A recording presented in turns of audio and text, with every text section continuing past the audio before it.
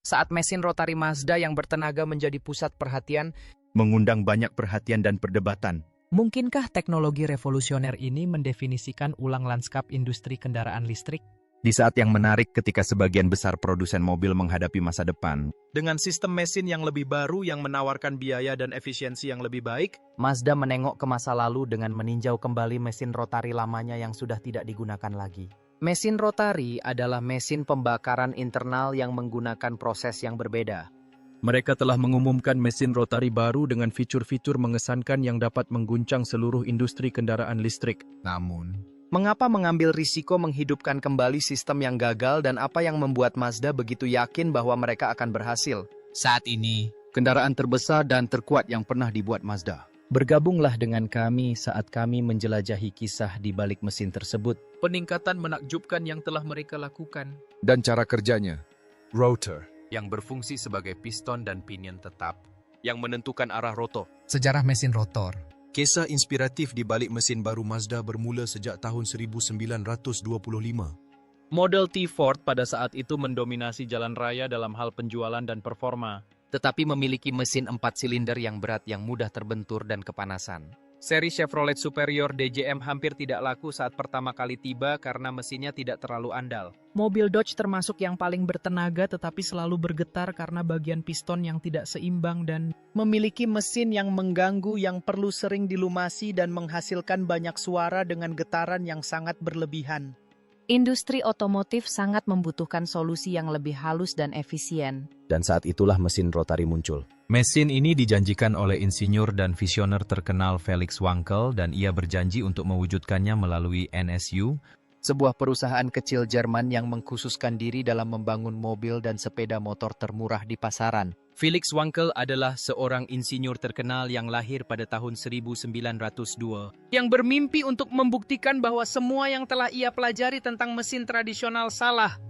Sejak usia 17 tahun, Ia sudah memiliki ide untuk apa yang kemudian dikenal sebagai mesin putar. mesin ini tidak menggunakan piston seperti mesin mobil biasa. tetapi berputar dalam gerakan melingkar yang membuat mesin lebih ringan.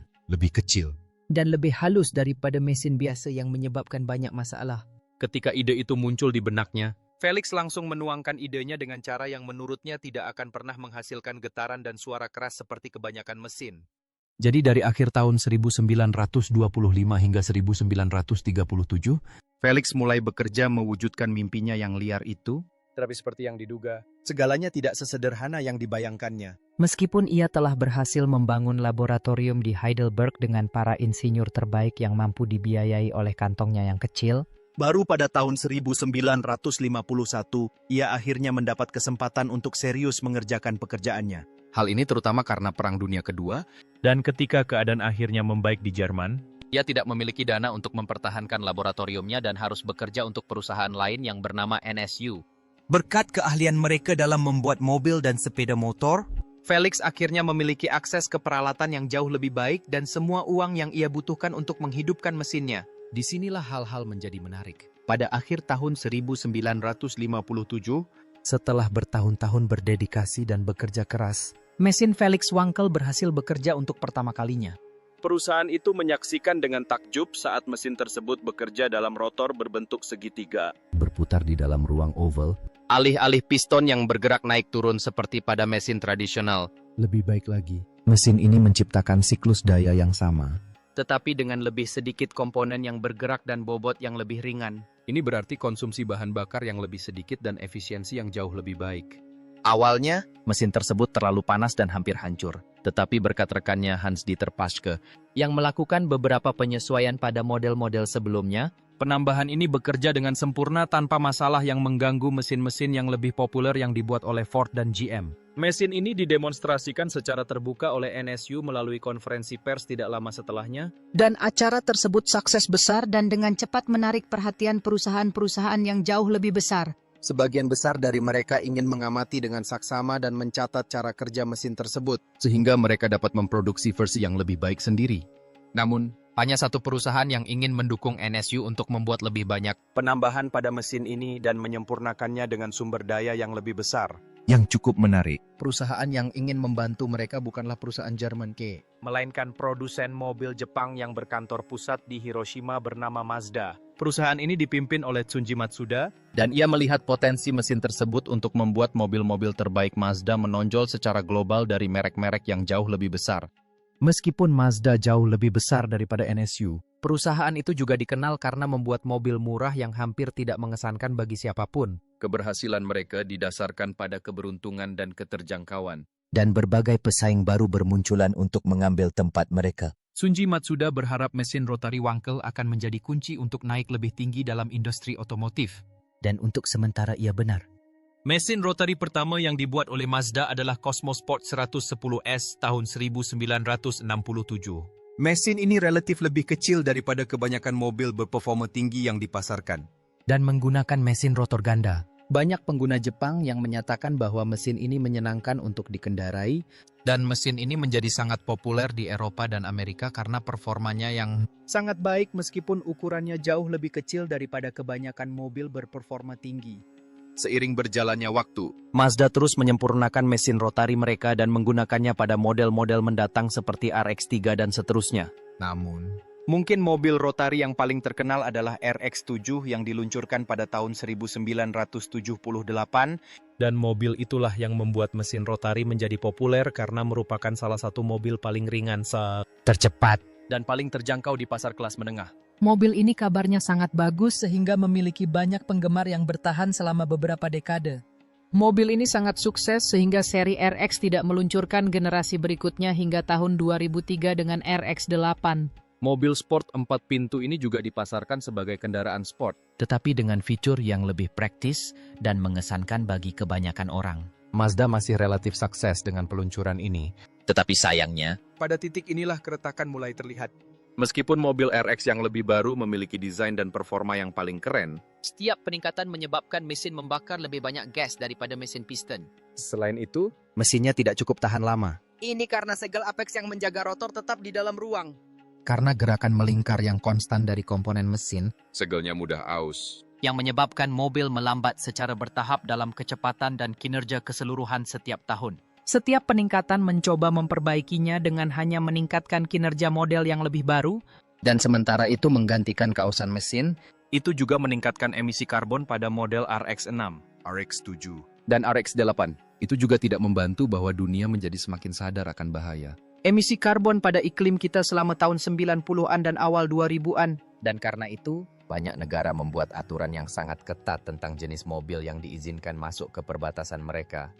Pada tahun 2012, ketika RX-8 gagal memenuhi sebagian besar standar yang lebih baru, Mazda berhenti memproduksi mobil bertenaga rotary sepenuhnya. Semua masalah ini menimbulkan pertanyaan. Bagaimana ide jenius seperti itu di atas kertas dengan cepat berubah menjadi mimpi buruk perusahaan bagi Mazda? Apa saja kelemahan terbesar dari mesin ini? Dan bagaimana edisi terbaru Mazda berjanji untuk mengatasi masing-masing kelemahan tersebut? Seperti yang akan kita lihat, sebagian besar jawabannya terletak pada desain mesin. Cara kerja mesin rotary.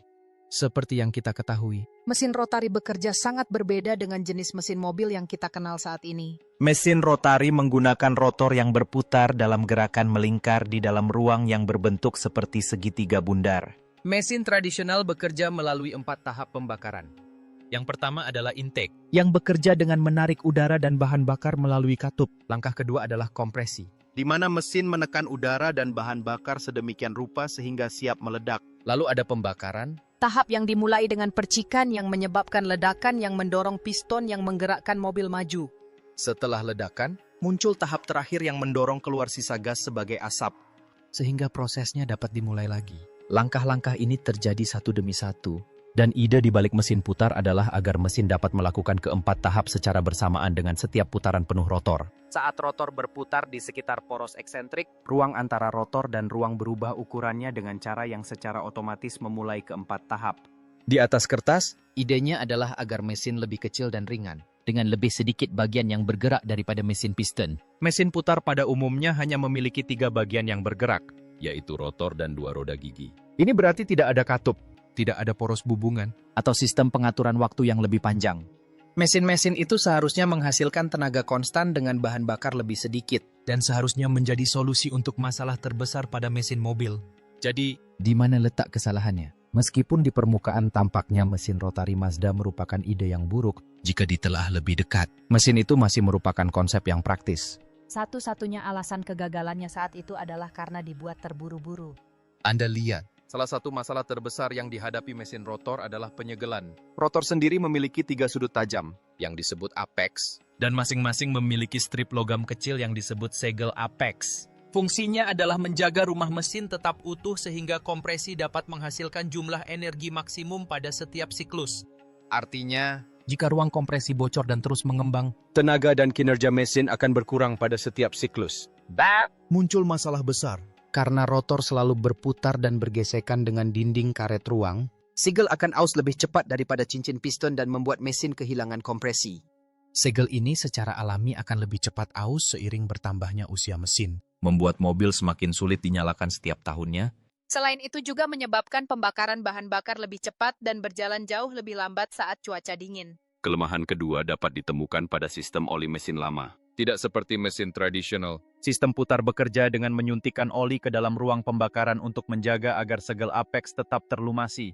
Oli ini terbakar bersama bahan bakar, yang menyebabkan lebih banyak emisi dan penumpukan karbon dalam waktu yang lebih singkat. Karena masalah ini hanya terlihat jelas pada model lama.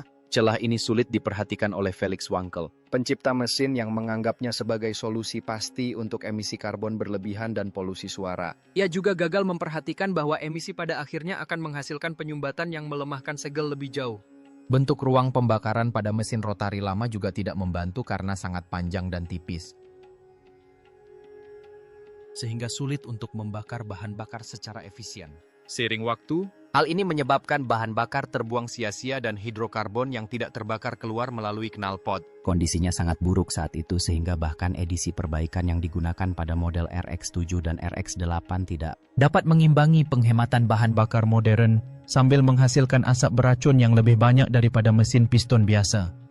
Hal ini membawa kita pada masalah terakhir yang harus dihadapi mesin rotari lama. Dan anehnya, masalah itu adalah panas. sementara mobil baru tidak mengalami masalah dengan suhu yang lebih tinggi, mobil Mazda hanya butuh beberapa tahun untuk mengalami panas berlebih. Alasan dibalik ini berasal dari blok mesin yang kompak yang memiliki sangat sedikit ruang untuk saluran pendingin.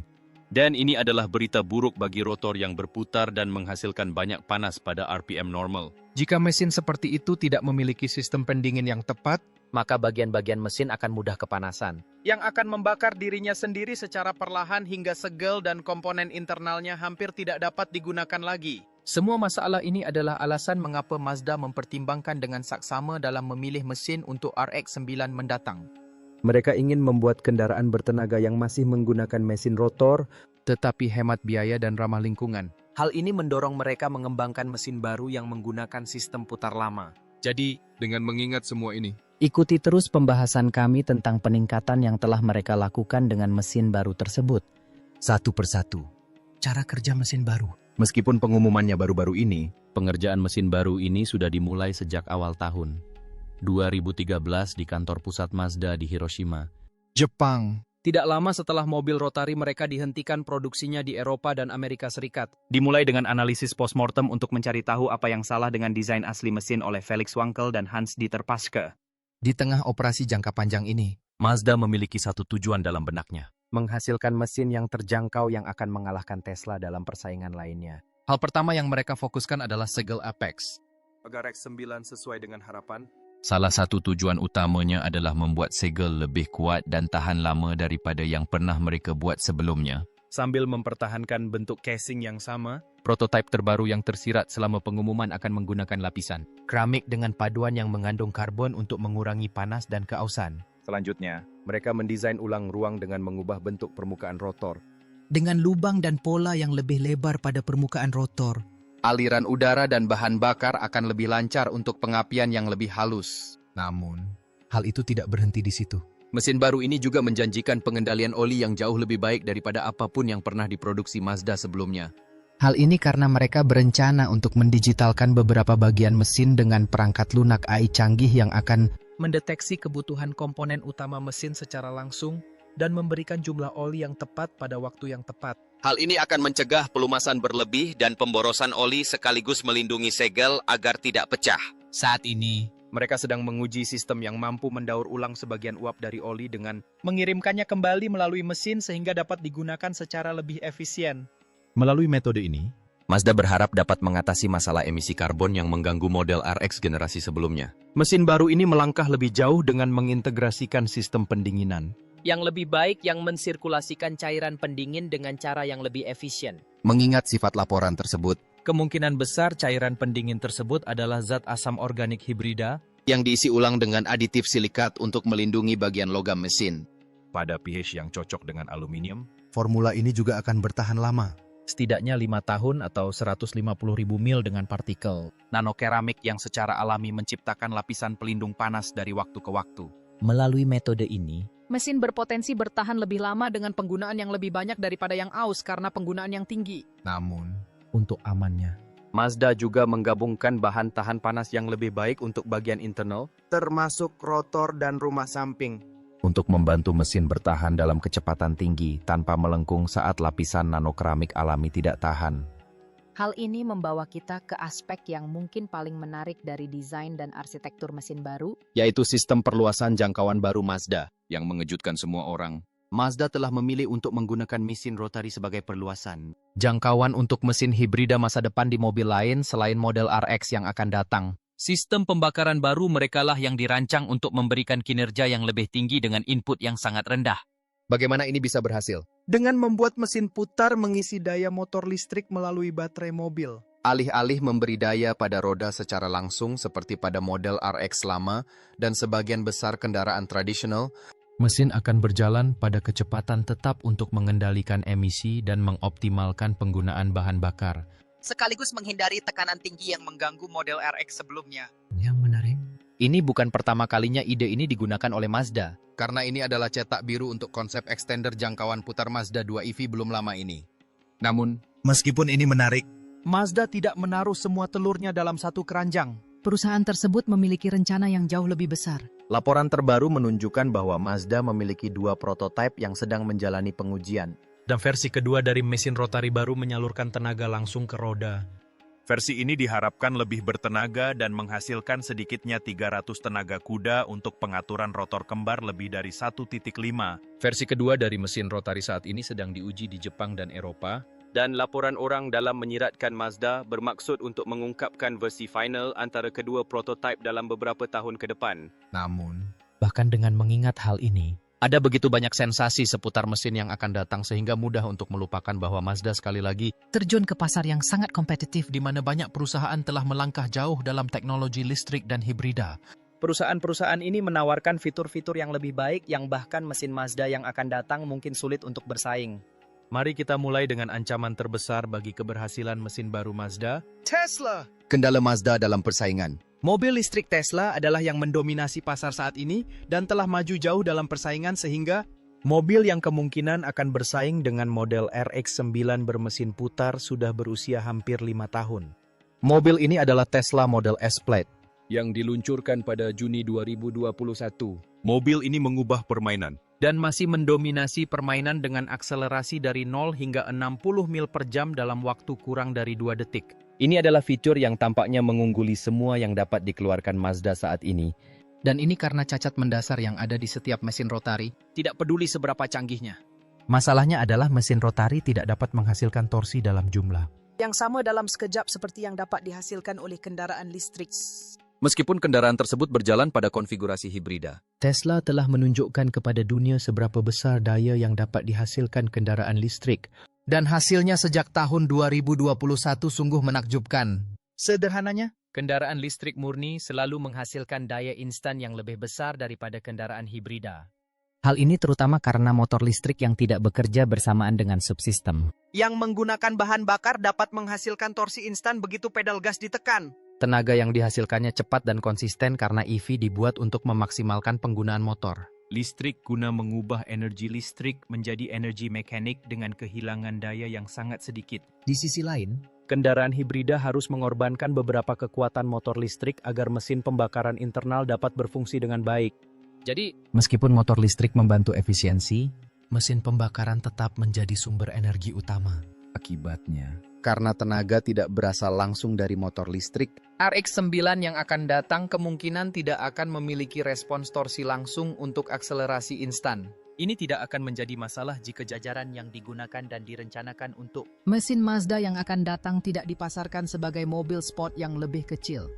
Jika model lama dalam desain saat ini ditujukan untuk pasar kasual, Ini tidak akan menjadi masalah. Namun, bagaimanapun juga, kemungkinan besar mesin rotari Mazda tidak akan mampu bersaing dengan sumber daya Tesla yang lebih baik yang digunakan dalam model S-Plate. Dan Mazda bukanlah satu-satunya perusahaan yang secara agresif memasuki pasar EV. Pemain utama lain yang akan menjadi masalah bagi Mazda adalah Ford. Dan seperti Tesla, Mazda juga memiliki mesin lama yang akan mampu bersaing dengan mobil listrik Mazda yang akan segera hadir. Ini adalah mesin yang digunakan pada Mustang Mach-E. Mobil yang dirilis pada Desember 2020. SUV ini sangat diminati pelanggan sehingga mampu menyaingi model W milik. Tesla dengan GT Performance Edition yang benar-benar mengalahkan pesaingnya. Selain itu, Chevrolet Bolt EV telah ada di pasaran sejak 2017 dan mendapatkan peningkatan pada tahun 2022. Namun tetap menjadi salah satu EV paling terjangkau di pasaran dengan jangkauan lebih dari 250 mil. Meskipun mesinnya tidak menawarkan performa sebanyak yang dijanjikan oleh mesin Mazda yang akan datang, mesin ini merupakan pilihan yang paling mungkin bagi pembeli yang terpengaruh oleh kenaikan harga gas dalam perekonomian saat ini.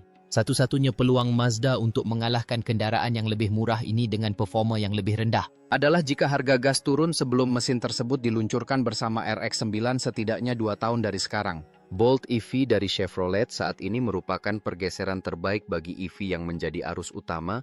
Dan mesin ini memiliki pegangan yang kuat di pasar yang pasti akan sulit ditembus oleh mesin rotari Mazda. Sifat pembakaran internal membuatnya jauh lebih sulit untuk bersaing dengan EV dengan jarak tempuh yang lebih jauh dan biaya yang lebih rendah. Namun bagaimana dengan model mewah? Apakah Mazda memiliki peluang untuk menang dalam hal itu? Mari kita cari tahu. Akankah berhasil? Cara terbaik untuk mengetahui hal ini adalah dengan membandingkannya dengan kekuatan lain dalam industri EV yang diproyeksikan akan didominasinya, Yaitu Lucid Motors. dengan Lucid Air Sedan Dream Edition yang diluncurkan pada bulan Oktober 2021, kita memiliki mesin yang mampu menempuh jarak tempuh lebih dari 500 mil dengan sekali pengisian daya. Ini melampaui apapun yang dapat ditawarkan mesin rotari dalam hal efisiensi bahan bakar, Dan itu hanya sebagian kecil dari apa yang ditawarkan Lucid Air dengan akselerasi mencapai 60 mil per jam dalam 2.4 detik. Bahkan perusahaan EV yang jauh lebih baru diproyeksikan akan mengungguli RX-9 Mazda dengan truk. Pickup listrik R1T berusia 4 tahun yang juga dirilis pada akhir tahun 2021. Mobil ini mampu menempuh jarak lebih dari 300 mil dengan akselerasi hingga 60 mil per jam dalam 3 detik. Mulai tahun 2021, kita juga akan melihat Volkswagen ID. 4 yang sangat digemari. Mobil ini memiliki banyak fitur yang pada tahap ini akan sangat sulit ditemukan pada mesin rotari Mazda. Termasuk fitur-fitur berteknologi tinggi yang mungkin tidak akan ditemukan pada RX-9 karena keterbatasan sistem rotari. BMW iX diluncurkan pada bulan November tahun yang sama dan akan menjadi pesaing berat RX-9 melalui performanya yang lebih tinggi. Hampir mengkhawatirkan ketika kita melihat bahwa BZ4X Toyota yang akan datang Adalah mobil terbaru dengan mesin yang dapat bersaing dengan apa yang Mazda miliki saat ini. Dan mobil ini keluar pada bulan Juni 2022. dari contoh-contoh ini saja. Jelas bahwa memasuki kembali pasar akan sangat sulit bagi Mazda. Terutama dengan masalah yang mengganggu sistem putar yang masih ada saat ini jika dibandingkan dengan sistem mode canggih yang muncul setelahnya. Jadi dengan mempertimbangkan contoh-contoh ini, bagaimana Mazda akan menghancurkan industri EV jika menggunakan sistem yang sudah sangat ketinggalan zaman? Jawabannya rumit. Jadi mari kita uraikan. Untuk menonjol di pasar yang sangat kompetitif ini, Mazda harus sangat berani dan agresif dengan pendekatannya. Mereka harus menemukan solusi unik dan inovatif yang menangani semua masalah yang disebabkan oleh sistem putar mereka. Tantangan Mazda bermuara pada 2 masalah utama. menawarkan mobil yang ramah lingkungan sekaligus tetap setia pada pengalaman berkendara mendebarkan yang menjadi ciri khas mereknya. Untuk melakukan ini, Mazda dapat membuat diri mereka menonjol dengan membuat RX-9 sedikit berbeda dengan fokus yang lebih tinggi pada Penanganan yang sporty dan performa yang lincah daripada jangkauan yang jauh lebih tinggi dan akselerasi cepat yang menjadi ciri khas Tesla. Ini berarti bahwa Mazda harus berhati-hati dengan pemasaran RX-9 mereka sebagai Mobil sport dengan lebih berfokus pada keselamatan dan kenyamanan daripada kecepatan dan sensasi. RX-9 harus memiliki keseimbangan sempurna yang dapat menarik minat siapapun yang ingin mencoba. Tetapi itu bukanlah satu-satunya tantangan yang harus mereka hadapi. Misalnya, katakanlah rencana itu berhasil dan banyak orang memilih membeli RX-9 daripada Tesla Model S Plaid. Tantangan terbesar Mazda setelah itu terjadi adalah mengimbangi kemampuan produksi massal Tesla. Mazda kemungkinan besar akan kesulitan memproduksi massal begitu produk mereka diminati. Satu-satunya cara untuk mempertahankan RX-9 dan model masa depan tetap diminati adalah dengan membuat kendaraan mereka terjangkau sejak awal tanpa mengorbankan kualitas pengalaman berkendara yang dijanjikan. Ini berarti menjual mobil mereka dengan kerugian untuk waktu yang singkat jika perlu. Jika Mazda dapat menanggung kerugian tersebut dengan menawarkan hibrida yang lebih terjangkau yang tidak mengorbankan performa, Perusahaan tersebut kemungkinan akan menarik perhatian pelanggan yang sensitif terhadap Harga yang menyukai kendaraan listrik tetapi kesulitan memilih karena harganya yang mahal. Strategi bagus lainnya yang dipertimbangkan oleh Mazda adalah memanfaatkan permintaan yang terus Meningkat akan kendaraan yang lebih kecil yang dapat dengan mudah masuk ke tempat parkir yang sempit. meskipun perusahaan ini selalu dikenal karena membuat mobil bertema sport yang lebih kecil daripada kebanyakan mobil lain dari pesaingnya, Mobil-mobil itu tidak cocok untuk lingkungan perkotaan dan pengguna yang tidak terlalu peduli dengan hal itu. Selain itu, model-model berperforma tinggi terbaik dikenal lebih besar daripada mobil biasa dalam hal-hal yang tidak praktis. ambil contoh Tesla Model S. Meskipun berjenis sedan, Mobil ini masih tergolong panjang dibandingkan mobil lain yang biasa digunakan di kota-kota besar. mobil ini juga sulit digunakan di daerah perkotaan yang padat dengan tempat parkir yang sempit dan terbatas.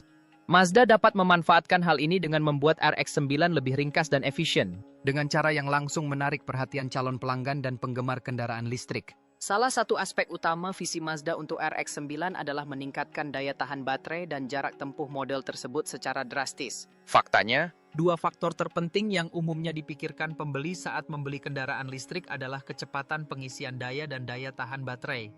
kecemasan jarak tempuh merupakan masalah yang sudah berlangsung selama industri kendaraan listrik, Sehingga menjadi bagian dari kehidupan sehari-hari orang-orang yang bergantung pada mobil listrik. Suka atau tidak, Setiap pengguna yang sangat bergantung pada kendaraan listrik bersiap untuk hal terburuk dalam hampir setiap perjalanan panjang saat ini. Namun Mazda dapat memperoleh manfaat lebih jika mereka berfokus untuk membuat mobil mereka cukup kompak untuk mengandalkan baterai yang lebih kecil. Yang dapat diisi dayanya lebih cepat tetapi tetap menghasilkan hasil yang sama. seperti model Tesla yang jauh lebih berat dengan kemampuan pengisian daya super.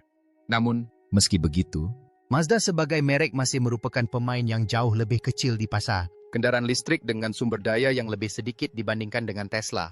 namun, Itu tidak berarti mereka tidak dapat mendominasi pasar seperti yang dijanjikan. Jika mereka fokus membangun kendaraan hibrida yang menarik bagi kebutuhan pelanggan tertentu yang tidak disediakan oleh kendaraan listrik murni, Mereka tidak perlu mengungguli Tesla dalam hal apapun. Tetapi tetap meraih kesuksesan dengan mengukir tempatnya sendiri di industri yang berkembang pesat. Jadi, Pendapat Anda? Akankah Mazda mendominasi industri kendaraan listrik dengan mesin rotari baru? mereka atau proyek tersebut akan gagal seperti yang terjadi lebih dari 1 dekade lalu? Beritahu kami di kolom komentar di bawah. jika Anda menikmati videonya, pastikan Anda menyukai. Membagikan. dan berlangganan, Selain itu, klik video berikutnya yang ditampilkan di layar Anda. Anda akan menikmatinya.